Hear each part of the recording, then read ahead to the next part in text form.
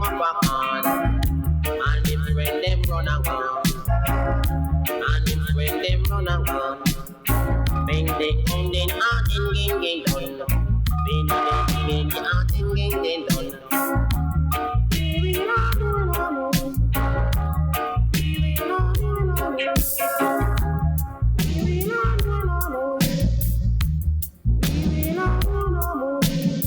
They want to see the city. They want to see the city. Some of them are working iniquity. Some of them are working iniquity. Hey, don't kill not only thing. Now that baby we ask of quantity.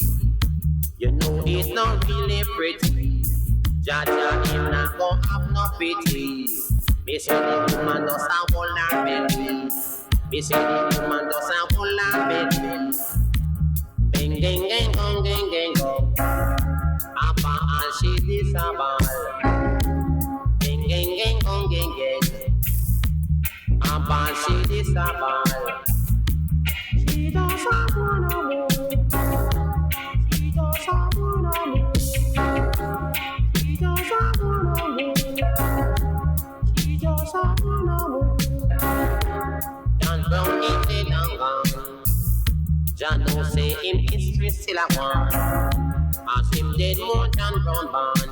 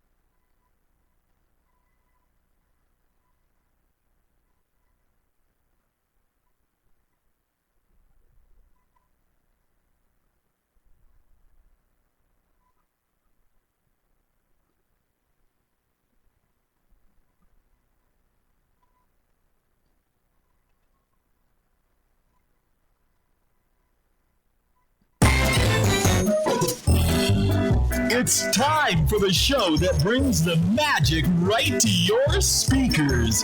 Ears up!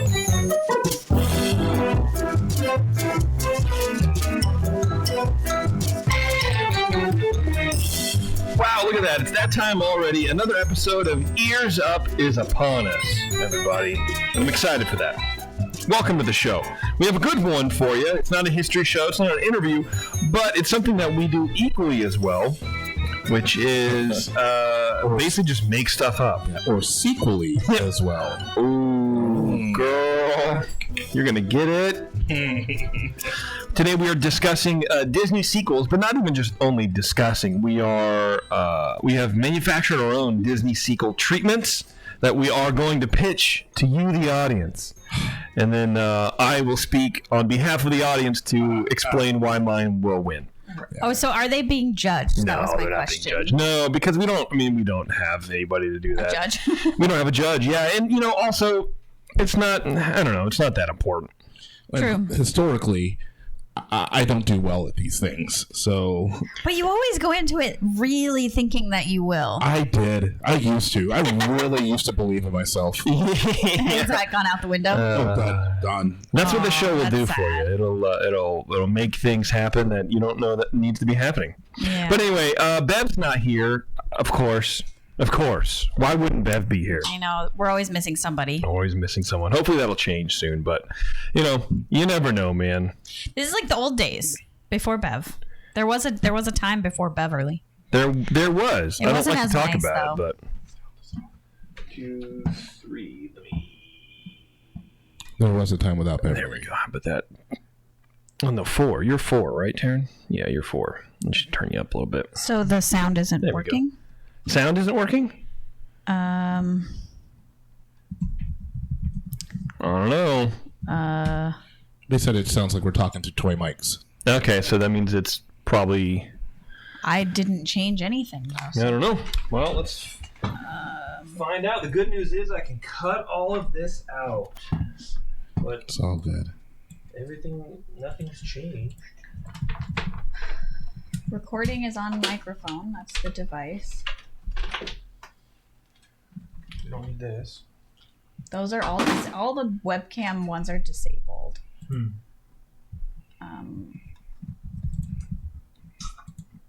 So it's not possible that it's those. In here, I mean, it looks like it's fine. That's crazy. I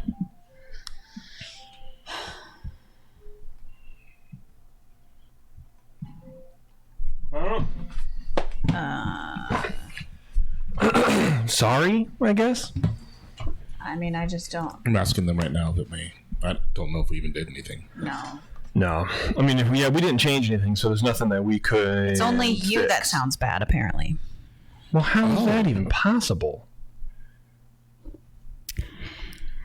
That's strange. I don't know.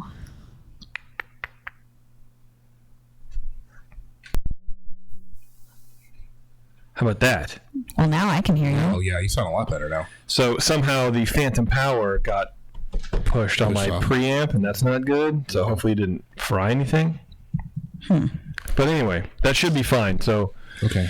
we'll just move forward, and if it's not, I'm sorry, chat room. I don't know what to do. I do not know how to fix it other than what I just did. Yeah. Well, you sound better in my headphones. Okay, now, yeah, so- everybody sounds better right now, so that's good. That's good news. This episode is sponsored by Getaway Today, Disney's top wholesale partner.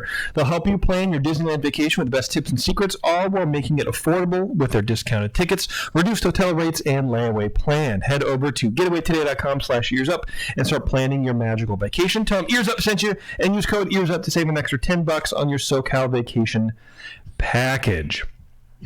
All right. Yeah, I'm excited about the show. Yeah. I'm gonna say right now. Do we? We're hearing now that only Terrence sounds good. So should we Terrence isn't even talking. test? Well, that's That's why actually I true. sound good. I don't know if we should test this in case it's recording this way. Yeah, they were saying that if the recorder dies, we wouldn't be able to pull the audio off of YouTube at this point. Yeah, the recorder is not going to die because it's plugged into the computer. Attaboy. Yep, I figured all that out. So I genuinely have no idea or no way to fix it because I don't want to sit. I don't want to sit and try to figure it out. Mainly because there's nothing to. I can't do anything about it. I haven't changed any settings on my computer, so I don't know how to fix it. Okay. Which sucks, but Yeah, I was just mostly concerned about if it's recording this way or if it's just YouTube. But I can just stop the stream and try and restart it. Maybe it's just having a sure, try trouble. Okay. YouTube is really just for chat room stuff. Okay. That's the only reason I have it. Remember, we're a podcast, so I can't do anything about it. Okay. Right? Yep. So, before we get to the show, the Magic Candle Company. Go to magiccandlecompany.com/discount/earsup to save a nice 15% off of your order. And these people have everything that smells good that you're going to need. They have candles and wax dipper things and car fresheners, all that kind of stuff. So, check them out. If you like what you see, please use the URL that I mentioned, which is magiccandlecompany.com/discount/earsup, or use the code EARSUP on your checkout. That way they know that we sent you, that you heard about them through us, which is very important for the longevity of the show. Yeah. You can find us on social media, Facebook, Twitter, Instagram, Pinterest. Send feedback on the show to Taren at earsup-podcast.com. Send show suggestions to Terrence at earsup-podcast.com. You can say hi to Bev and anything else to me, Jason at earsup-podcast.com. Taryn, you said we had feedback. We have a feedback. I love a feedback. And it is a very nice feedback. All right, let's go. Dear Ears Up gang, first things first. Gang. Hi, Bev. Hi. She's not here, sorry. I just started listening to your show because of my mom, Diana. I am one of her two daughters, Sophie. I'm the older one that was freaked out by the end of the Alice in Wonderland ride. If you remember the show, The Earzup 2018 Year in Review. I recently started listening in June and have finished all of the episodes before Bev. She calls it BB. Bev is much better after Bev. I am an artist, as you can see from the picture below, but don't worry, I will fix all the errors that you guys will hopefully mention on the show. In the drawing, I decided to come up with some cool shirt ideas. The only one that is not original by Sophie is Jeremy's and Jason's shirts. Speaking of Jeremy, you guys should have him in the studio more. He's great. Also, Taren, you're not alone with your crazy yet hilarious thoughts. Oh my gosh. I have often wondered if everyone in the world is a robot doing its job to make my life a life. Okay. Talking about being weird, your secret show, I really want to listen to the intro. Oh, the intro, okay. Since you guys talk a lot about it on the show. Yeah, I would like to hear the rest of it too, but I really want to hear Jason sing. I've heard my dad sing, and I think it's like that. My dad is pretty bad at singing, though. No, he's great at it. I have often thought of you all as friends that I see at school. Those friends that take you away from reality into a world where there's no homework and all relaxation in a bright blue beanbag chair when you are in your pajamas all day, every day. I wish I could bring my beanbag chair to Disneyland, though. I was wondering if you guys will be going in November. I would like to meet you all in person, just to meet you, and to get a sense of what you looked like for the drawing. My mom and I are avid listeners, and I have been trying to catch you when you were doing live shows, but I'm never there. From Sophie. Boo. Well, here's the secret show. Let's see if we can do it. Oh. I'm not going to play the whole thing, but, you know. We are not going in November, but we're going in October. Yes. So, sorry, Sophie. Life threw you a curveball again. It's time for the secret show. See? What is it? It's pretty good. We don't know. Pretty good. You're invited to come along. I got some new soundboard software, and I can adjust the pitch. Disney historians, but at least we aren't Disney boring. Why is it not working? Aw. We've got Terrence. Nothing works. Nothing works that I want it to. And Jason. Oh wait, I gotta do this. There we go. This show will have a drinking and fun along with Oh, jeez. Have you ever done? Pretty sure this is an amazing theme song. Oh, boy. Because after all, we're experts and are never wrong. It's pretty good. That secret show. Oh, boy. Really all That's pretty good. Welcome to the Earzup secret show on the internet. Oh, wow. Welcome to the Earzup secret show. This felt like that sometimes at the end of the season. That's true.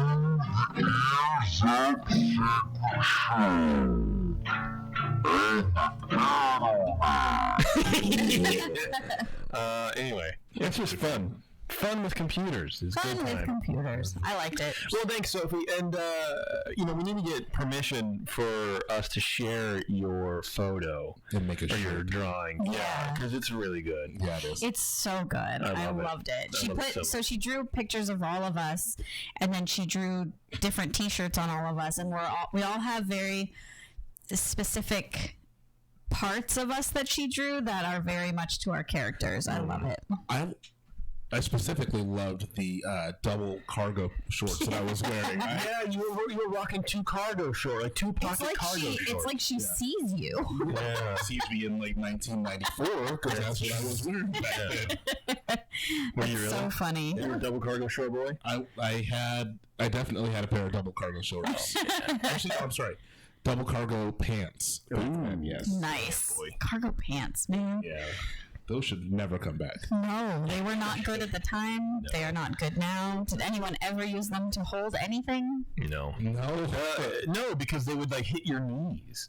I use my cargo shorts now. Like if I go to the parks, I'll put my wallet in there if I'm on a ride. But that's what fanny packs have. See, there you I don't go. have my fanny pack on me. There's no use for cargo shorts anymore. You should never not have your fanny pack on you. If you want to support this show, please go to Etsy.com/Covers, buy some shirts and covers and all that kind of fun stuff. Go to Patreon.com/Earzup and become a Patreon subscriber or donor or whatever they're called. Please do it for me. There's a lot of cool content on Patreon. We post not only the link to the video chat for the secret show before the secret show airs, of course, which is happening tonight, by the way, if anybody didn't know that. But we also have, the Earzup In Depth, the news show that Jeremy and I do. I post on Patreon a day or two before it goes live. Actually, I haven't published it for this week. I forgot about it. I put it on Patreon. I was like, I guess I'm done. I've totally forgotten. Jeremy texted me today. He's like, "Are you gonna publish that?" I'm like, "Oh yeah, I probably should do that." So you get a whole bunch of sneak previews about stuff like that. I put up the new show we're working on, which is called The Supreme Resort, which is a show that pits the same or similar attractions for different parks against each other to find out which is the best version. So I put up a teaser episode of that, a trailer essentially for it on Patreon like a couple weeks ago, and I put the entire first episode up already. I might even put the second one up for Patreon people. I don't know. Okay, but that will be going live for everybody on Monday. So by the time this show airs, the Supreme Resort will already be live. I'm hoping. We'll see. But anyway, if you want advanced content like that, please support us. Patreon.com/earsup. Even if you don't care about it, but you've been listening to the show for 5 years or 4 years or 3 years or whatever, it's free and whatever. But it does cost a lot of money for us to do, and I would really appreciate the support. It will help us improve some things in the studio. Yep. And all that kind of fun stuff. If you do any kind of internet shopping, you can use the Amazon link, which is on our archive page. I haven't figured out how to get it to our homepage yet, so go to earsup-podcast.com, go to the archives, and it'll be on the right-hand side, and you can hit the link there, and you can check that all out. By the way, if you haven't been to our website in a while, I went there today, and I really like the way it looks now. I mean, I know we kind of updated it a couple months ago, a few months back, but I don't know. It looks good. It doesn't look as it just looks good. Yeah, I can't get the boy to update anything, but he did a good job. It looks legit. All right, let's talk Disney sequels. Okay, I'm so excited. So, now we didn't really address any ground rules beforehand, and I don't think we needed to necessarily, but I wasn't going to come in here and be like, well, that already has a sequel, or that's not a traditional Disney movie. It's now owned by Disney, so it's it's fine. Like, I was even looking through 20th Century Fox movies under the umbrella. Yeah, if it's owned by Disney now, it was fair game for this. Married with Children, the movie. Man, that would be horrible. Yes. Slightly amazing, for sure.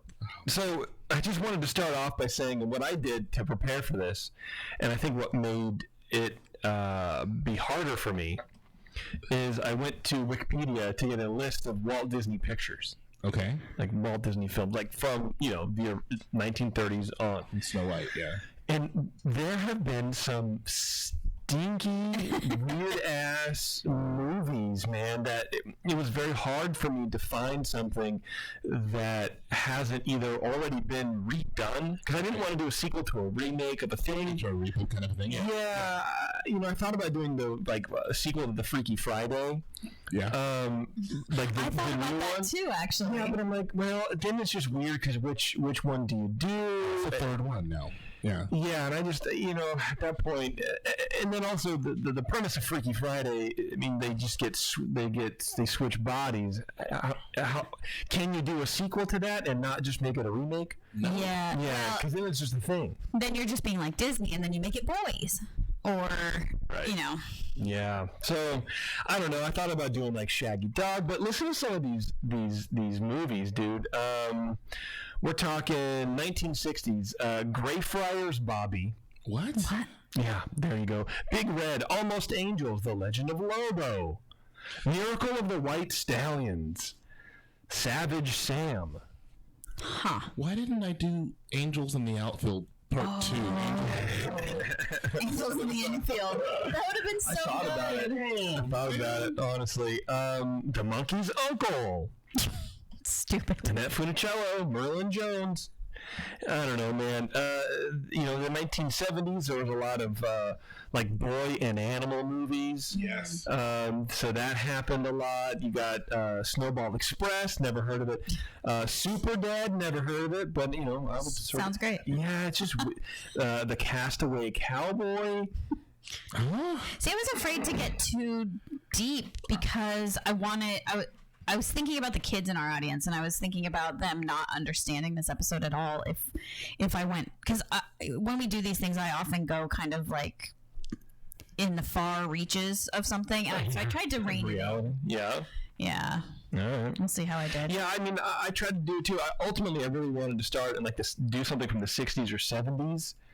But the movies that you have that are good are kind of already been reworked or whatever. So yeah, it's interesting when you go now through this Wikipedia page into like 2010 or even future releases, you see why they're doing the movies that they're doing, right? Dumbo, Mary Poppins, you know, Lion King, Aladdin, all this kind of stuff, because everything else is like you get something called Candle Shoe. With Jodie Foster, it's just a candle in it. It's an actual thing. You know what I mean? You get Herbie Goes Bananas, The Last Flight of Noah's Ark. These are in the 80s. I'm sorry, what? Yeah, The Last Flight of Noah's Ark, dude. you know, since Disney wants like content and they keep recycling content that they already have, they should just go back to these and try and make them good. Well, they did. Nobody's gonna know that they're. They did it with the Shaggy DA. They remade the Shaggy DA from 1976. Or wasn't the Shaggy? Yeah, wasn't the Shaggy DA they remade? The Shaggy. I don't know. What was it remade as? The Shaggy DA. They just redid it. I didn't know it was a remake of that. The Shaggy Dog they did. The Shaggy DA was a sequel to the Shaggy Dog. Oh. And they remade the Shaggy Dog. So but it was like terrible. And it was unwatchable. So nobody The Strongest Man in the World, 1975. Kurt Russell. You know what I mean? So there's all these, the Biscuit Eater. Yikes. Apparently this is the last one boy and his animal themed film made by Disney, but it's a boy and his dog. Just eating biscuits. Just eating biscuits, man, which sounds great. Scandalous John. Sounds like a podcast. It does, actually. The Barefoot Executive, which is about a monkey, a pet chimpanzee named Raffles, who can predict the popularity of television programs, starring Kurt Russell. So, It's a good thing that. Do you think he got cast in so many because that was like supposedly the last name that Walt ever wrote down? Yeah, I mean, who knows, man? Because I mean, he's not that great. It's not. But we gotta keep using them. Walt said so. We gotta keep using them. Well, he was in a ton of movies in the 70s, so, you know, there you go. So that's where we kind of are. And then, so going through some of these sequels that kind of already exist, you sort of forget how many movies actually have sequels. Yeah. Like Hunchback of Notre Dame has a sequel. I don't know that. Wonder if it was straight to DVD or straight to... I think a lot of them were. Yeah. I think most of them were. Yeah. Lady and the Tramp 2. Yeah. I did know about that, but I've never seen it because why would you? Yeah, I don't know. 101 Dalmatians, Patch's London Adventure, Fox and the Hound 2, which apparently is not like a true sequel, but it's like takes place in the middle of the movie. Huh. Yeah, it like Copper and Todd stumble upon the county fair. A bunch of dogs sing. Tension arises because Copper turns his back on their friendship to become a country singer. Oh. Which it's not really like a threat, this article saying, because the original movie has both Copper and Todd growing up, but so it's like an inserted into the. It's a sequel. It's like I guess, yeah. Tarzan 2. Yeah. The Emperor's New Groove was called Kronk's New Groove. Yeah. I did not know that. I've never seen that movie. Pocahontas had a sequel where she comes to London to save John Smith. Are you? Oh, wow. Why doesn't anyone talk about that? I don't know. Mulan had a sequel. Beauty and the Beast had a sequel where they did an Enchanted Christmas. Brother Bear had a sequel already. Tarzan. Well, and that movie didn't even do well on its own. No. It's going to be kind of like the Pandora. What's that movie? Avatar. Yeah. Those sequels are not going to do well. I still haven't seen the first one. Avatar was was a monster. Like I've never gotten through it. So much money off of that movie. Yeah, I've never gotten through it either because it's 12 years long. Yeah, it's very long. It's a little dry. It's weird that they're trying to find unobtainium. That's what it's called. Okay. It's literally unobtainium. That's very creative. Yeah. But, I mean, it's going to make a lot of money. They'll make a lot of money. Oh, for sure. For sure. Absolutely. I just feel like there's too much space between the first one and now whatever next one there is. Well, I mean, they have Panda Land. That's the key. You know, so it's staying within the zeitgeist of the whatever. But they have 3 more planned. Like, it's not just a sequel. And apparently it's already shot. Like, the live action stuff's already shot. They're just doing the CGI. Yeah. Interesting. Which seems very barbaric. It seems like movie making by sorcery. Yeah, a little bit. I don't like that. It's like the Lion King remake. Live action Lion King. Man, dude, in Wikipedia, like they have notes by the Jungle Book and the Lion King where it's like there's some discrepancy whether or not these are actually live action or not. Oh, yeah. It's like they're not. Yeah. Yeah, I mean they're not. So anyway, this is where we are now. So, who would like to go first? Go for it. Terrence. Good, because I didn't. I'll get the bad one out of the way. All right, let's go. You ready? Yeah, I'm ready, baby. And just to preface this movie will never be made. Okay. It's just Sure. me being me. Okay? Right. Okay, let's do it. I got you, baby. Let's go. The movie fades in to the sound of bagpipes. Okay. Is that it? No. Right. Bagpipe. 2. Electric Boogaloo. Once in a great while, something changes your life completely. While I thought I was simply trying to earn a Wilderness Explorer badge, what I was really looking for was a friend, a companion, a father. Carl, we will miss you very much. Adventure is still out there. Camera pans back to the scene of the funeral with Russell laying a grape soda pen onto a closed casket. A dejected Russell, now 17 years old, is walking with his faithful dog Doug to grab ice cream at Fenton's. Just before he reaches the ice cream shop, he notices a crowd gathering outside of a local TV repair shop. Everyone is murmuring and looking at something in complete amazement. As Russell gets closer, he sees a replica of the Spirit of Adventure, the ship used by Carl and Russell to escape the clutches of Charles Muntz. The girl on the screen is 19-year-old Olivia Muntz, the great-granddaughter of Charles. She's on a large stage standing beside what seems to be the remains of some prehistoric animal. Here is a Hadrosaurus. For the first time ever, this animal has been brought back completely intact. Like my great-grandfather, I am traveling the globe to find only the most exotic animals.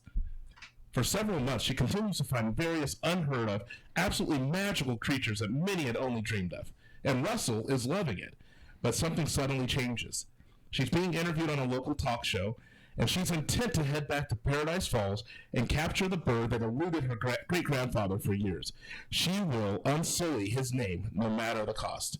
Russell knows that something needs to be done to save Kevin. He calls into the show. Surprisingly, Olivia knows who he is and invites him to visit her house the next day. She's guiding him through the house and showing her all the latest artifacts. And then she says she also knows about the way that he and Carl ultimately led to the death of her great-grandfather. As he's leaving, she says, Russell, when I'm done in Paradise Falls, I'm coming for you. Now the rest So the rest of the movie is Russell going to Paradise Falls, taking the original spirit of adventure that he has there, and then racing. He's trying to save Kevin and the family. She's trying to capture Kevin. And what I was actually thinking about calling our friend of the show, our announcer guy. I was like, I want to do like a whole movie thing. I want like explosions in the background. But ultimately, they're fighting. They wind up destroying the house. But ultimately, he wins. And at the end of this little montage, the screen goes black, and then it says Disney Pixar's. Sorry. I showed this to my coworker, and she said you're a moron. Disney Pixar's down. What goes up? Oh, God. Yeah! Oh, wow. That's pretty good, Terrence. Wow. That's something. Oh, man. I have some. The only sound effect I have here. This is the only sound effect I have. So no, absolutely not. No. That's funny. I will say your opening couple of lines, I got chills. Okay, and then it went down, just like the title of the movie. Well, she has a fever, so. Right.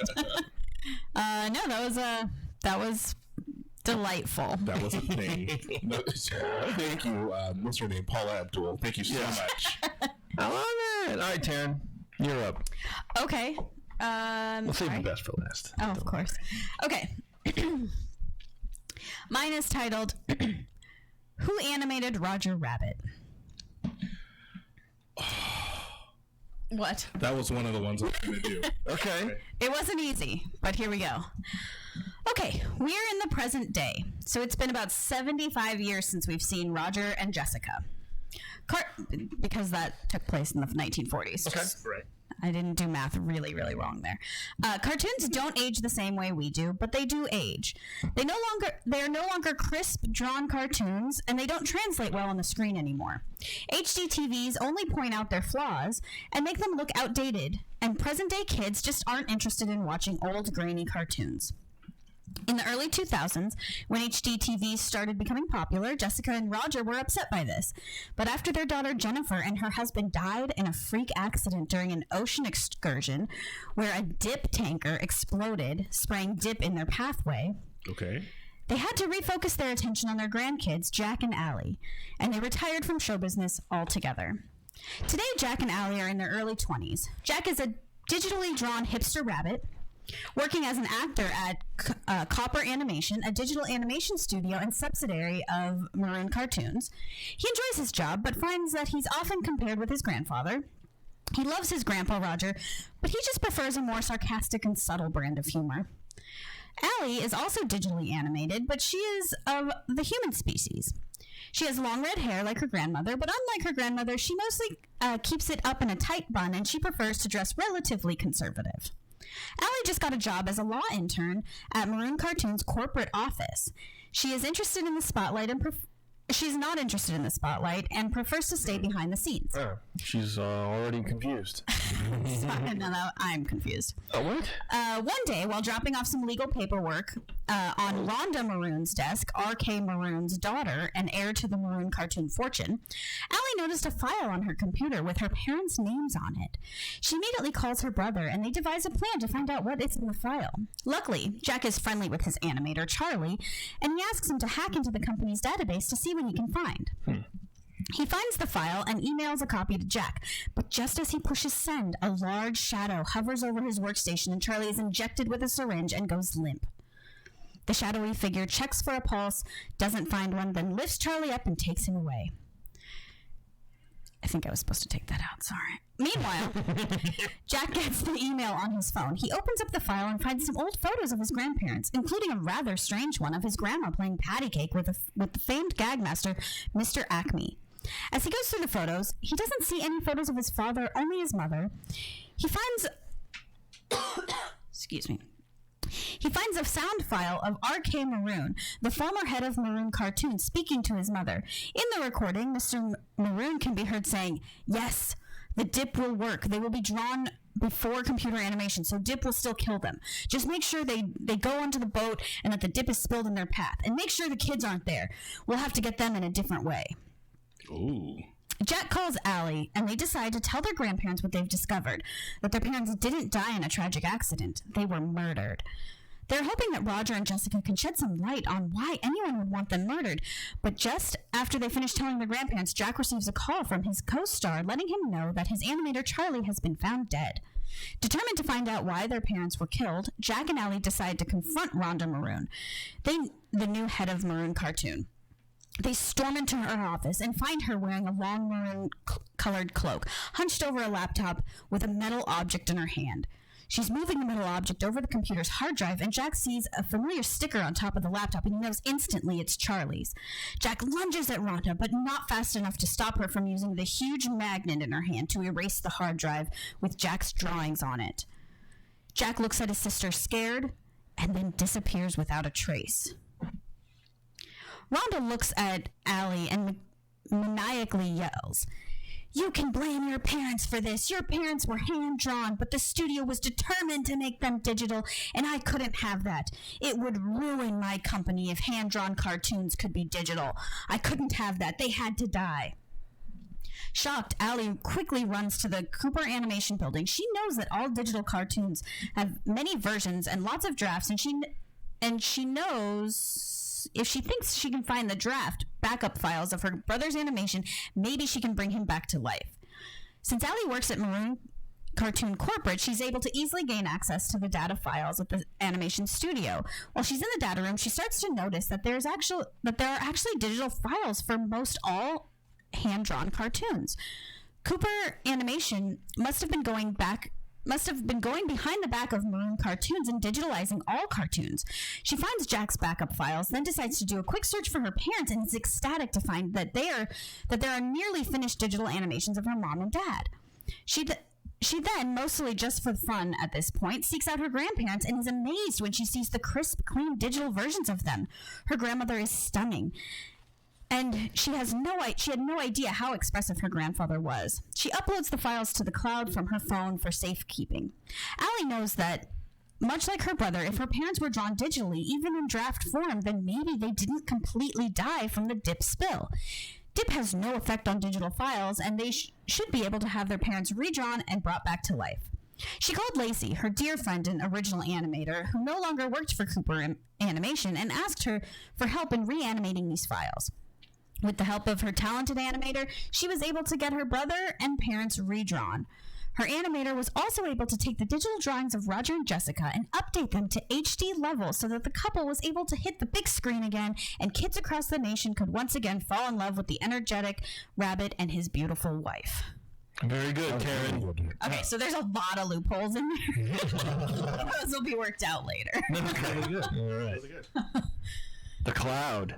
Yeah. Oh, so hail the Cloud. My hope, I don't know if it made sense, but I was like, the animators were like the human people, and then they were there to like save the day. I don't know if that came across. Yeah. Okay. That's good. Perfect. Good. All right. Are you ready Yeah. for the most emotional roller coaster you've ever been on in your entire life? Okay. Are you ready for the most emotional roller coaster you've ever been on? Or the other two. Electric Boogaloo. So, as I was mentioning before the segment, there's a lot of weird, out there Disney movies. And I could have done, so I have a list of things I could have done. I thought about doing, right? Muppets Christmas Carol, the sequel. Ooh, okay. Muppets on Boxing Day, right? Okay. That would be the sequel. Like the day after That would have Christmas. been great. What happens after that, right? Yeah. And the unused mutton gets, donated or whatever. Then I thought, oddly enough, Angels in the Outfield too. Oh, that's funny. Angels on steroids. Oh, geez. So the angels become real people again. This is really what it is? No. Oh, okay. It's just things I had in mind. They become real people again because they were caught taking drugs in order to win the championship trophy. Man. And so as penance, they have to be turned back into humans to find out the real joy of whatever, right? It's like Dogma meets Angel. And I like that. Okay. There you go.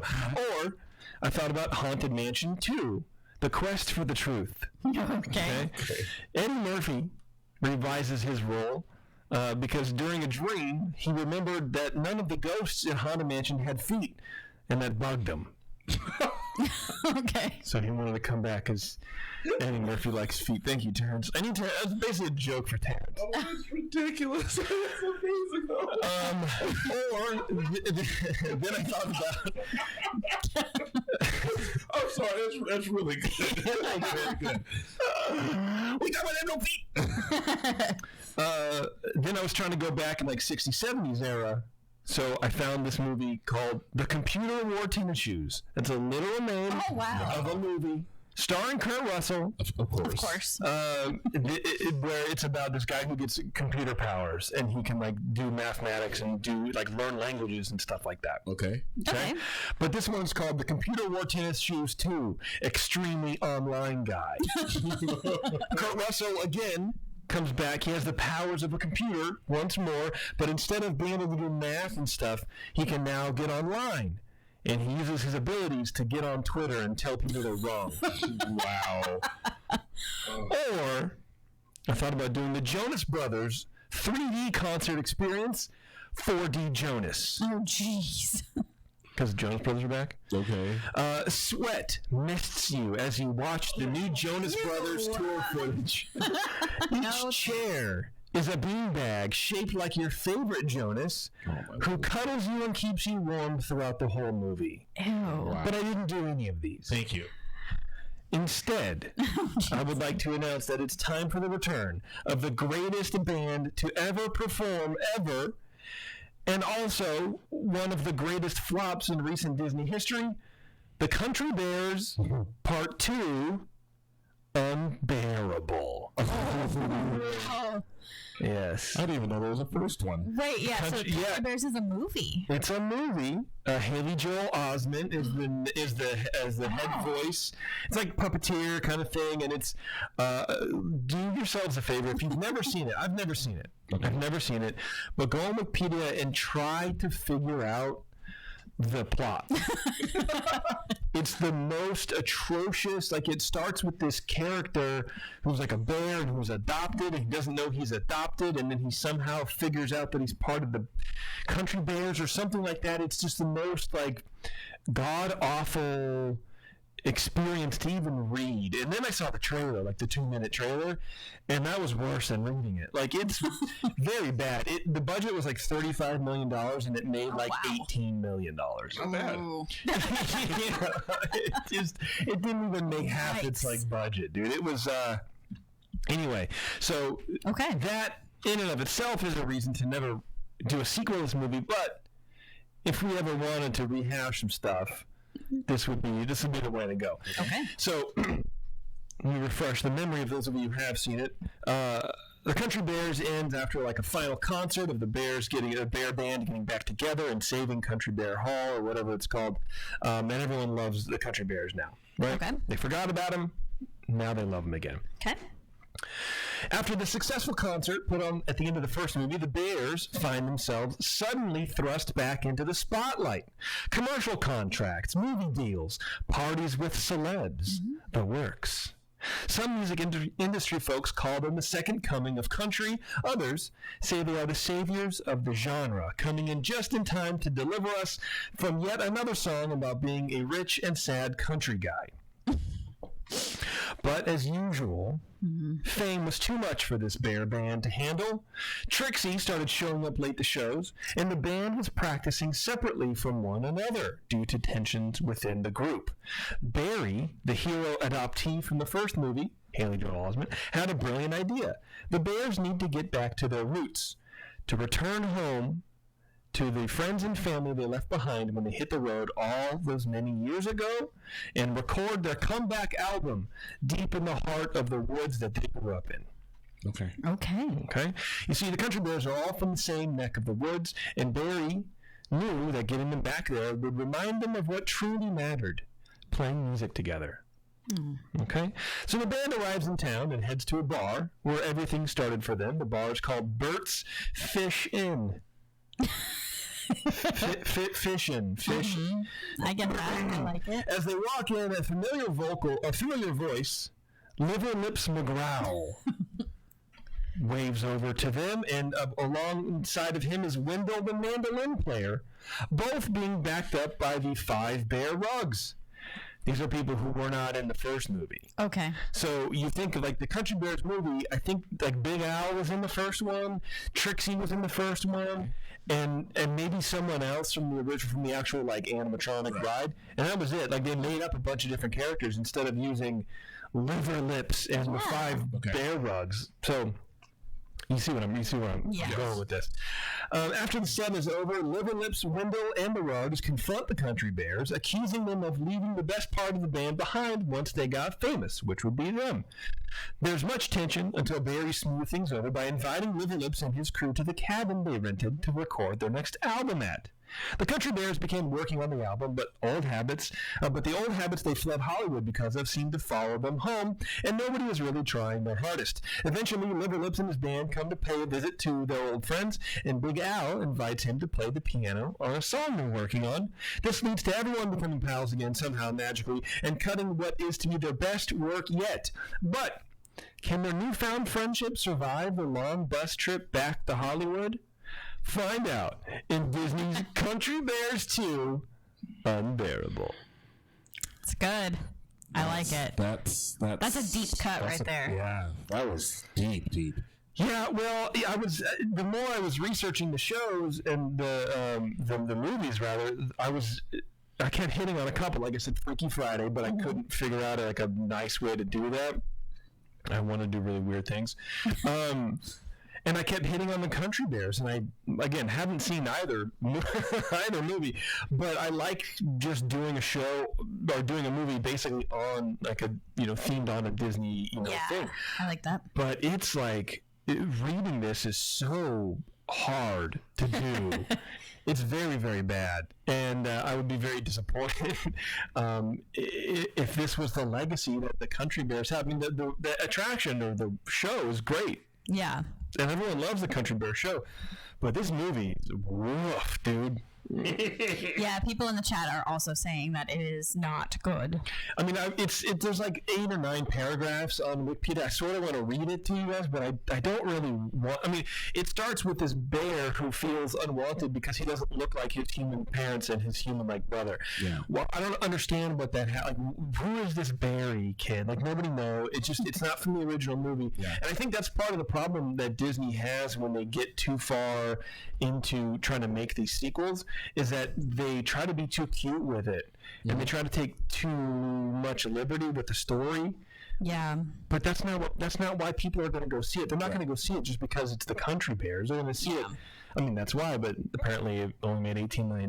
No, nobody likes the Country Bears. But they're not going to like it unless it has some semblance of connection to the people, so they go on. I remember watching this as a kid, Living Lips, that guy was great. Living Lips McGraw, he's not in the movie at all. So why am I watching this? Right. This is bad. It was interesting doing this show because I had to go back and look at Who Framed Roger Rabbit, and that was done in 1988. And it's funny because I also went to Wikipedia and I had to read the synopsis because I didn't have time to watch the movie again. And I'm like, I literally didn't catch any of this when I watched it as a kid, and I haven't watched it as an adult. And so I was like, wow, I remember them getting I remember the dip at the end, and I remember that. I remember Jessica playing patty cake. I remember the beginning with the baby, and that's it. Yeah. But there's all this mystery. There's so much to that movie that I didn't realize, and I kind of I decided. Well, I don't want to tell you guys how much I procrastinated, but I decided yesterday that I was going to do that movie, and then I wrote the whole thing today. But yesterday I could not think of how I was going to do it, but I didn't feel like I had enough time to come up with another movie. So I was like, I got to just push on through, and that's what you got to do. I think it ended up working okay, but sure, definitely. You can tell I went back and changed some stuff, but then I forgot to delete certain sentences. So I was going in a different direction, but I don't know. It was a fun exercise. I would say that. Yeah, I'm a little disappointed that Bev couldn't be here to do her work, which is convenient that she suddenly couldn't be here when she had work to do. But she can always be here when she just sits there on the microphone and goes, "Oh, I'm sorry, am I eating ice?" She does love eating ice in the mic. Yeah. You know what I love is the 21st Amendment, because they've been serving craft beer in the San Francisco Bay Area for 19 years. From their initial brew pub on 2nd Street, just 2 blocks from Giant Stadium in San Francisco, to their production brewery and tap room across the bay in San Leandro, the 21st Amendment is now available in 29 states, including in and around the parks. So next time you're in San Francisco, visit the brew pub and shoot over to neighboring San Leandro to check out the new production brewery and tap room for great beers and good food. And be sure to ask for the 21st Amendment wherever you find good craft beer. All right, let's do some Disney news, because also, oddly enough, I have a little bit of Disney sequel stuff. Present and future. Strange. With all the news that's fit to cover. It's the Earzup Disney News.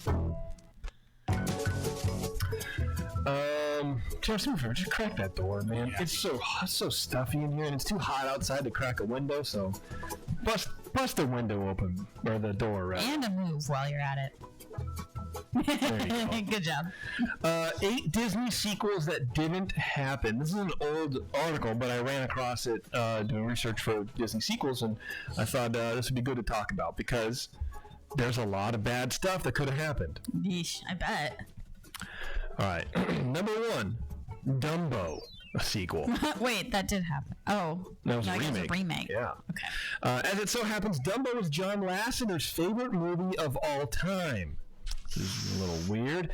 This perhaps is the reason he put the kibosh on its proposed sequel when he was named Chief Creative Officer of Walt Disney Animation Studios in 2006. The sequel was so far along in production that a, quote, behind-the-scenes trailer was actually released. The premise, Dumbo and his circus buddies have to figure out their way out of a big city after the circus train accidentally leaves them there. So John Lasseter's done one good thing. Well, not one good thing, but he stopped Dumbo 2 from happening. Yeah. Which is kind of crazy because, like they said, they're so far along that they were making production videos of behind-the-scenes stuff. Okay. That's a long way in production. You know, presumably there's footage and I would expect by the time you're doing behind-the-scenes stuff, it's pretty much there. Yeah, absolutely. Pinocchio 2. Okay. No, I like it. Yeah, John Lasseter, you can thank him for this cancellation as well. Screenwriter Robert Reese was responsible for the plot to the sequel, but all he has divulged about the ill-fated project was that it was, quote, a story that leads Pinocchio to question why life appears unfair sometimes. Whatever that means. The Aristocats. Okay. 2. I thought that had a sequel for some reason. Maybe. It would have been about the kitten's adventures on a cruise ship with a jewel thief. Okay. Hercules 2. Okay. I never saw the first one. Neither did I. When Hercules' old friend Helen is kidnapped by Paris of Troy, Herc rallies the Greek army to save her, though the sequel was scrapped. A direct-to-video midquel called Zero to Hero came out in 1998. Here's one for you, Taren. Who discovered Roger Rabbit? Roger Rabbit 2, The Toon Platoon. So there's actually, on that note, doing this research, there's actually one on IMDb for 2020. But I also read a few articles that there have been several of these Roger Rabbit sequels, and none of them have ever gotten made. Yeah, for sure. This was a prequel, actually, and it was based around Roger's search for his parents and Jessica being kidnapped to serve as a Tokyo Rose type character during World War II. Rewrites in the late 90s changed the plot to be about Roger's rise to stardom. By this point, however, Spielberg excused himself from the project. I'm going to excuse myself. Yeah, bye. This combined with a skyrocketing budget prompted Disney to put the poor bunny back on the shelf. Blah, blah, blah. Number 6, Bambi's Kids. Oh. Okay. Yeah. Ever wonder what happened to Bambi after he grew up? He and Feline became the parents to twins Gino and Gurry. Gurry? G-U-R-R-I.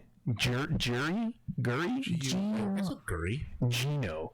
Jan, come on over here, please. At least one of those children is Italian. Italian. You don't come home in the street light.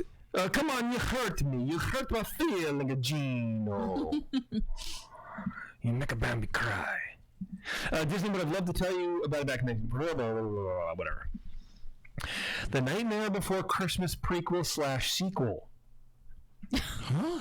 Yes. The Nightmare Before and After Christmas?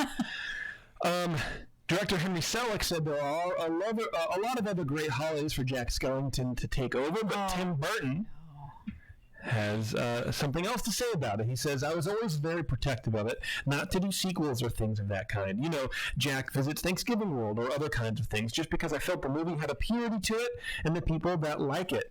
Good Burton for said, him. I try to respect people and keep the purity of the project as much as possible. Not to mention the pure, I only drink pure frog's blood. By the way, he totally shaded that guy.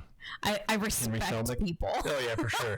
I try to respect people and keep purity of things. Wow.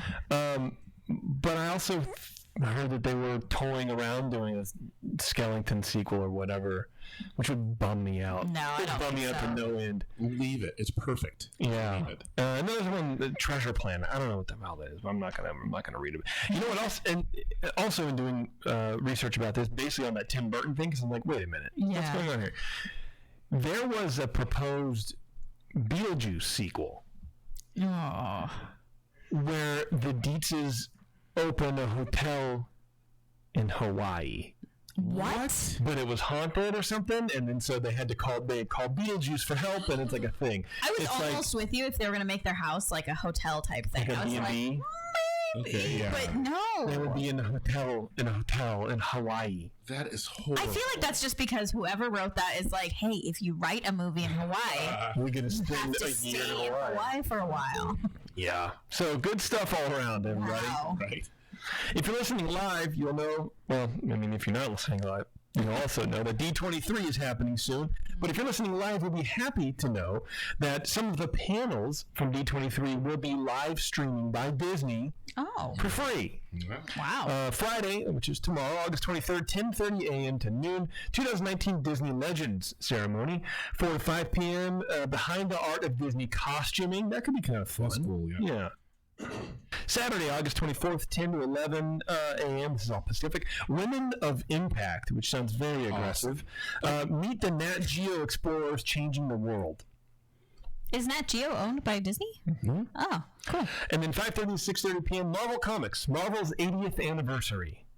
Nice. I mean, it doesn't really seem like panel worthy, but whatever. And then Sunday on the 25th, 10 to 11 a.m., Heroines of the Disney Galaxies, presented by Box Lunch, whatever that is. 3 to 4 p.m., The Art of Disney Storytelling. That's it. So, That one sounds cool. yeah, I mean, why not? Yeah. It's nothing too thrilling, but also, what are they going to do? Let you just stay at home and watch the really exciting stuff for free? Right. Mm-hmm. But, it'll get you into D23 here, man. I wish I could have gone, but apparently I, couldn't have anyways. We have our friends from up north who are going to be there. Oh, nice. Oh, really? Yeah. Damn, D23. I think Jeremy's going to be there.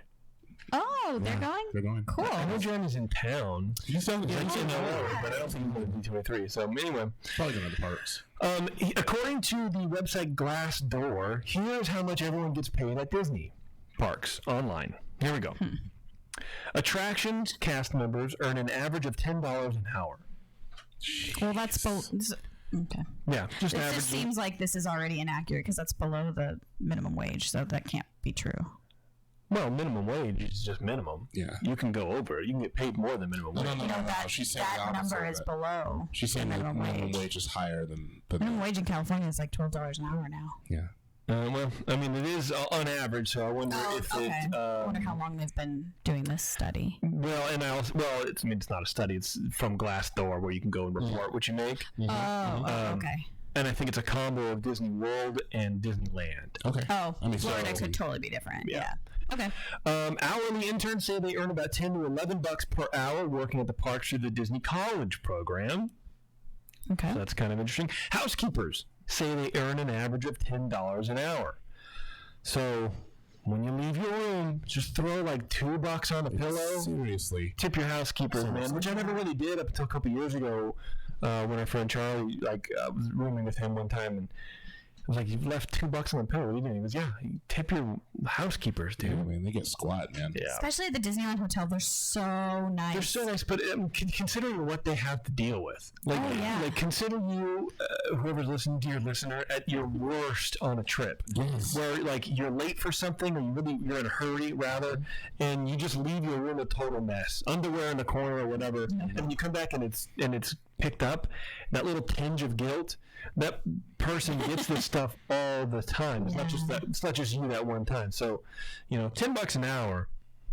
Yeah. Cleaning up my mess. I'll tip you. Custodial staff members say they also earn around $10 an hour. I don't know, man. Whatever. Merchandisers, $10 an hour. Photographers, between $10 and $12 an hour. Oh, wow. That's horrible. I would expect that to be more. I would expect it to be more. It takes also. a certain skill.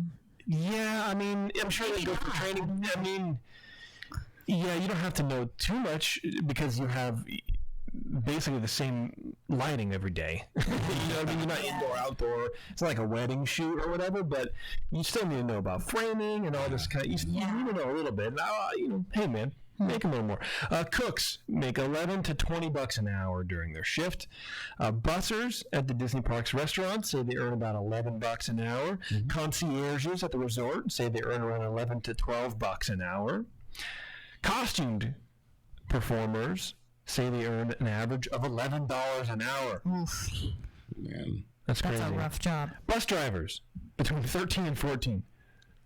They make more than Costume performers, apparently, Insane. on average. Well, you do have to drive a bus like that. You do have to have a different license. There actually is a whole skill set involved. But, Yeah. Wow, crazy. No, I thought it was interesting, and then I read it, and I was like, kind of don't care anymore.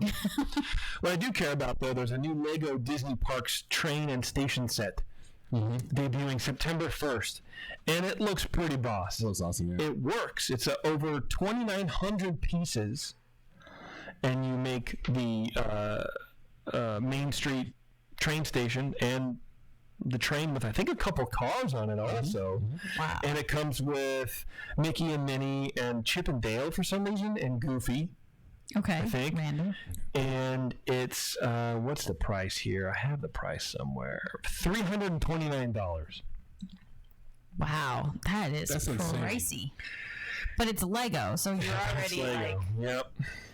wow. Speaking of Lego, and I really wish Bev was here for this really good news, but I bought a set from Amazon. I pre-ordered a Lego set that's a Harry Potter, what's it called? Advent calendar? Advent calendar. That's awesome. I'm so excited. Okay, that's cool. I like that. Yeah. New concept art and details released for immersive treat trails, Villains Grove, and more for Oogie Boogie Bash at Disney California Adventure. And I'm reading this for one specific reason, and I'll see if you can guess it as we get to the... actually, it's literally right here. Immersive treat trails. Never heard of it? This is a new thing for me, anyway. You guys are going to hate it. Okay. Trick-or-treating is for everyone. Come experience the new, wonderfully wicked treat trails throughout the park with all your friends and family. While stalking through the trail, you will see iconic characters such as the Mad Hatter from Tim Burton's Alice in Wonderland. I'm sorry, what? Of course. No, thank you. That's really it. I mean, they have Villainous and Villains Grove, which is kind of cool. It says, have you ever wanted to peer inside the minds of your favorite villains and walk through their own hauntingly beautiful scenes? This walkthrough experience is unlike anything seen before. Redwood Creek Challenge Trail becomes Villains Grove, an interactive, villain-inspired, dreamlike environment perfect for all ages to wander. This experience will entice party guests with a series of scenes, each creating a not-so-scary symphony of sound, light, and shadows for you to explore. That sounds really fun. Yeah. So does that mean that Redwood Creek Challenge Trail is closed when it's not Oogie Boogie's I think it has to be. It has to be. You can't. It's gotta set be. that. Yeah, you Right? can't reset that. But I mean, there's never a line for that thing anyway. Yeah, no. Well, no, but it's still a place to go and still do stuff. Have you guys been through that before? Yeah, a couple times. Awesome. It's really cool. I like it. So my aunt and cousin are going to the Oogie Boogie night, and I'm Oh, that's a cool. little jealous, honestly. But it's expensive, Yeah, it's a lot of money, dude. and that doesn't even include drinks. No. Yeah. Here's something weird. Mattel's Star Wars collection is a cross between Darth Vader, R2-D2, and Princess Leia, but as Barbies. I love it. Okay. I love it. I think it's great. The Star Wars and Barbie collaboration is intended to be an homage to Star Wars A New Hope. Inspired by original concept art for A New Hope, the collection reimagines the franchise iconic characters through a Barbie high-fashion filter. I'm liking it less. See? While these details are interesting and relevant to the characters and the narrative related to the films, when you're creating a look inspired by them, the purpose is to capture the essence of the character and include notable details, said Robert Best, designer for Barbie Star Wars line. Then it becomes more about what the costume is and its narrative purpose, represents emotionally, and finding a way to convey that through fashion. The first figure features an R2-D2 tribute, assembled from thigh-high boots and a bomber jacket, as well as a dress emblazoned with the astromech droid's signature details. Splashes of blue in the doll's hair and over the right eye end the color story with an exclamation point, reflecting the character's laser-like focus and the playful mix of retro-futurist sensibilities that inform the concept art of the first film in the franchise. This is terrible. Next, I know, this is why I'm reading. Is there a photo? Yeah, there's photos. You can look them up. Next is potentially the most shocking and radical of the set, Darth Vader. It's just all black. Mattel's take on the infamous Sith Lord's look removes the traditional breather mask in exchange for a pair of ferocious sunglasses, punctuated with lightsaber red lipstick. Barbie Vader rocks a corset and form-fitting skirt, as well as a pair of sleek and shiny boots. So Darth Vader, She looks great. Darth Vader's sexy. Great. Now I'm attracted to Darth Vader. And then also, is Darth Vader's that little control panel? Is that now a handbag? Yes, it's like a wristlet or something. It's so dumb. Yeah. I don't like the R2-D2, but I like the other two. I think that they look awesome. Sure, I'll take those for Christmas. Sounds great. Not really. Yeah. Honestly, this would be a dope little cosplay Yeah, thing if you were going to the park. I like it. Okay, last but not least, Disney and Sony standoff ends Marvel Studios and Kevin Feige's involvement in Spider-Man. There will no longer be Disney Spider-Man movies. Sony Pictures spent much of yesterday trying to spin Deadline about the prospective loss of Kevin Feige from future Spider-Man films. First, the studio downplayed the idea he might be leaving. Then insiders pinned his exit on added responsibilities from the Fox acquisition of the X-Men franchise, though they declined to make a statement. All this was reflected as factors in Deadline's break of an important and widely regurgitated story, but sources maintain that Feige's exit was about money. It was about Disney seeking 50-50 co-fi stake, which is like they're responsible for the cost, like half the cost of the thing. And the price, blah, blah, blah. Basically, Sony declined to meet those terms or even counter with anything worth considering. It was an aggressive stance by Disney, which already owns the merchandise rights in Spider-Man, and a tough nut for Sony to crack, giving up half of its most valuable franchise. But these talks have been going on for some time, I suppose. So there will be no more Spider-Man in the Marvel Cinematic Universe. Which is terrible. Yes, because as much as I did like Tobey Maguire, I really liked the new Spider-Man. I thought the Spider-Man Homecoming He was so Great nice. shit. it was very, very good. And an actual kid. Yes. Yeah. It's fantastic. I know you guys haven't seen it yet, but his role in Endgame, Yeah, we haven't seen it yet. We will. We intend to. so it's fantastic. I'm excited for it. Fantastic. Yeah, that's too bad. That made me sad. I'm sorry, I'm reading an email right now, which I hate doing, but I'm trying to figure out if it's important to read right now. I'll just wait. All right, here's the last article that I want to read. Okay. I'm not even going to read it. I just kind of want to talk about it. So there was a... Old lady. Yeah, there's a website called Medium. And apparently this article has been deleted since it's been written, but someone copied it and pasted it onto their blog. Man. And I'm glad they did, because it's about mice chat. And so what we've done on this show forever is sort of talked about the reality that mice chat is sort of just a false flag megaphone for Disney. Absolutely. Just to either create backlinks, keep people talking about what's coming up and what's new and what could be, and get people really excited for stuff. But this article sort of goes into detail about, allegedly, not only how that's true, but the people behind it. Okay. It's a long article. It's a long article, and I'm still trying to figure it out because it's not written awesomely. Yeah. Also, it's in like blog format, so it's I would guess it's like 3/4 of the page is like these dots, and then 1/4 in the off-centered center is the word text. It's like sentences have 5 words across. It's just it's hard for my brain to figure out, but. The way I can figure it is, there's a guy called Al Lutz. He started Mice Age, or he started Mice Chat. It was Mice Age, and then Mice Chat hosted it, or something like that, right? Yeah. But he was also extremely online in the late 90s on message boards and early 2000s, criticizing Disney and kind of writing a bunch of stuff that's, better than what we do, because he used proper language or whatever. But basically, this is what's happening under Michael Eisner, and this is why it's not good, and this is how it's affected the parks, and this is blah blah blah blah blah, right? Well, yeah, it was very pointed.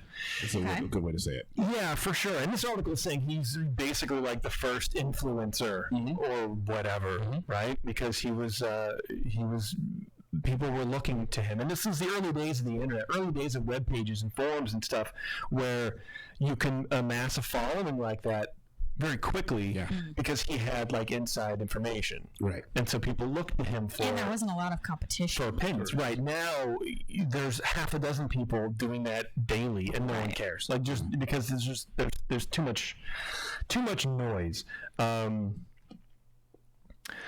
So I'm trying to figure out like how to even. So after September 11th, Disney company wasn't really doing so well, and there were a couple people internally in the company who were trying to get rid of Eisner and replace him with Iger. Correct. Right. So the way to do that, and they were also trying to battle what Al Lutz was saying online. So sort of what happened is these people in the Disney company, what their names are, I can't find it. This article is so terrible. Yeah, it was. Come on, where it's right here. Xenia Mucha. Yeah. Okay. Apparently, she was a political operative for then New York Governor George Pataki, who came to Disney's ABC television network, having been courted by Robert A. Iger. At the time, Mucha had turned her role as communications director and advisor to the governor to include virtually every major decision made by the governor. So she comes in to Burbank by May of 2002 with longtime CEO Michael Eisner in a curiously choreographed media swiftboating. Mucha, who was known as director of Revenge in her prior life as a Politico, anyway, blah, blah, blah. She pushed a bunch of people out and was sort of basically had the idea to use Al Lutz's name to post articles bashing Eisner. Yes. In order to start the conversation about maybe we should get rid of him. Okay. Correct. Conspiracy. Yeah, it is. And so at that time, I think also Al, he has Parkinson's, and so he stepped away from all that and like sold Mice Age to some guy called Dusty Sage, which is not his name. Clearly. It's like from the Three Amigos, I think is what it is, right? So what this article is saying is that someone in the Disney company, Tony, what was his name? Terrence, come on, help me. I'm looking through it right now. Like I said, it's very hard. Anyway, Troy Porter was also an online guy, but he would write articles for Al, push them to Al, and then Al would publish them on his own site under his own name, but he didn't write any of it. Right. This article is saying that Al Lutz, if you've ever written or read an article from Al Lutz on Mice Age or Mice Chat, it was actually written by Troy Porter, who works for Disney. Yeah. It was never written by Al in the first place. And so if you could see that Al hadn't printed or hadn't published anything for a couple of days, it's because Troy hadn't gotten him the copy yet. Right. Okay. So that's happening. Excuse me. And it's pissing off a lot of people. And Mice Chat wrote a thing on their Facebook page asking people not to talk about this because it's an unfounded rumor. And I about hit the floor laughing so hard because that's what they've made their money on. Literally made their money on unfounded rumors. And some of it is true, but a lot of it isn't. A lot of it doesn't come true. Remember the Tomorrowland revamp? Yep. Right. So anyway, I just thought it was pretty good. It's if you Google, well, I don't know what to Google, but it's insightsandsounds.blogspot.com. The Amazing Disappearing Disney article is the title of the thing. So maybe if you Google that, you'll find it. It's worth a read, especially if you're a Disney historian, and especially if you like conspiracy theories, and especially if you hate articles like Mice Chat, or places like Mice Chat, because of the rumor mill. I'm not saying it's true because I obviously don't know, but it makes sense. It sort of makes sense. Although, is it sponsored by Flat Earth Society? Right. This is a former roommate of Al Lutz. He says, "I cannot say that Al ever wrote a single column for Mice Age or Mice Chat." Wow. End quote. And in fact, studying the writing voice and the spot-on information distilled in a manner at once disparaging and dispiriting, and yet also weirdly complimentary or strategically complimentary, are the fingerprints of Al Lutz. These works were cut and paste and forward writings that read as though precisely positioned by Disney's Mucha and Company. It always seemed as though while people thought Al had all of these sources, something he would do nothing to dissuade people from believing, he had only one: Troy Porter. Yep. All right. I'm not saying one way or another, but now what's happening is a couple of weeks ago, I think it was last week, Al Lutz released another article. Okay. This time complaining about Star Wars Land and what's going on in Disney. He's blaming Bob Chapek. Interesting. President of the parks? Yes. Okay. Instead of Iger. Right. So there are people now going, so this is what this person says. So it seems the once an operative, always an operative Mucha re-enlisted that crusty old influencer from days of yore. Now the need was even more urgent, as Iger needed someone to take the fall hard and fast for the flailing and single largest expansion to Disneyland and anchor intellectual property for both domestic resorts. That would be Mr. Chapek, the as if styled by Mr. Clean chairman of Disney's Parks and Resorts Division. And that career employee of the Walt Disney Company, who started as a busboy. We already figured that out. Yeah. So that's listening to this, you might think, well, why does it really matter? It's just someone stating their opinion about someone. But what it led to, especially with Eisner, it led to the shareholders wondering if he's the right person for the position, and having a behind closed doors, no confidence meeting, and basically outing him. Yeah. Well, seeds of doubt are never good. Right. Never. And a lot of that was because of what was happening online. Yeah. And because of what Al was writing. And even before, potentially, he left. Al was writing. Right. Even before that, even before he started Mice Age, he was doing that stuff. And part of this, the author was saying that he met with the guy who's now, the Greek guy who's now head of Walt Disney World Resort, whatever his name is. Sure. Actually, Anides, I think, or something Anides, right? Who started as a busboy. That's where I was going with it. But they were like, how do we... So the person who wrote this article was like a social media strategist. And that dude, the Greek guy, my buddy, met with him to like figure out what they can do about Al Lutz and his following online. And this guy told him, you can't. Yeah. You can't counter him. You can control the voice. Right. And so when he sold the thing, that's when they made this connection. Somehow, I'm not really sure. They don't want to go into too much detail about how that transition happened, but that's how they started producing articles that are both pro and anti-Disney. Interesting. And sort of control that narrative. So exactly. The theory behind it is one that we've talked about on the show, that Mice Chat and Mice Age are all just controlled by Disney. Yep. To keep people talking about it, and they're willing to release dumb stuff like, here's what the wraps on the buses are going to be like. Who cares? Right. But you're paying attention. It keeps people thinking about Tomorrowland and go, oh, wow, there's like a sense of immediate. And this is kind of, I just realized, if you go, well, there's a rumor that they're going to pull out Autopia next year. There's that sense of immediacy suddenly of like, oh man, I got to go before everybody else knows, and I don't get to go because it's too busy and we miss it and it's gone. Well, and I think I honestly think companies do this a lot. This kind of marketing. Yeah.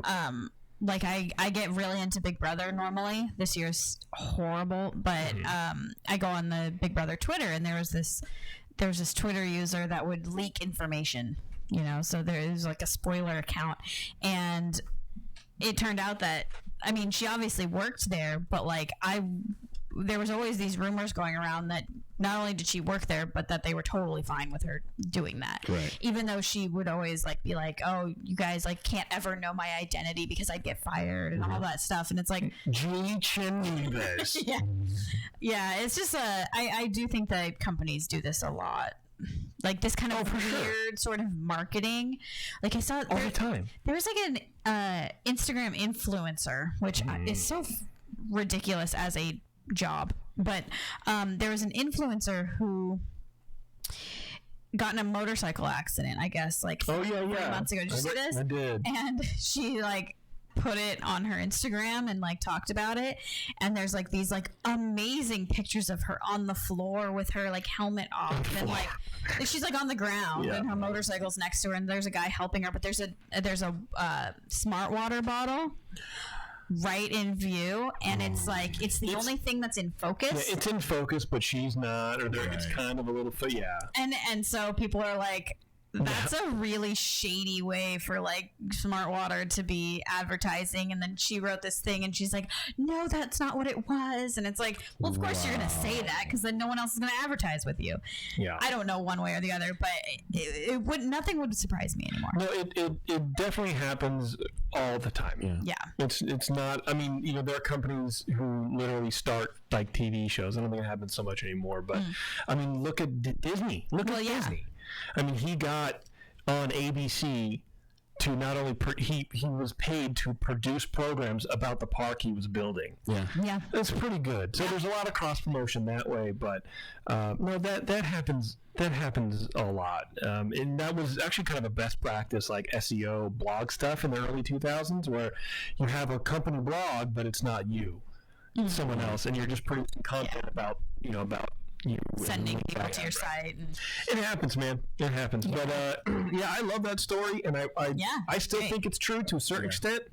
I'm not saying that MiceChat doesn't have sources or whatever, but I stand by that.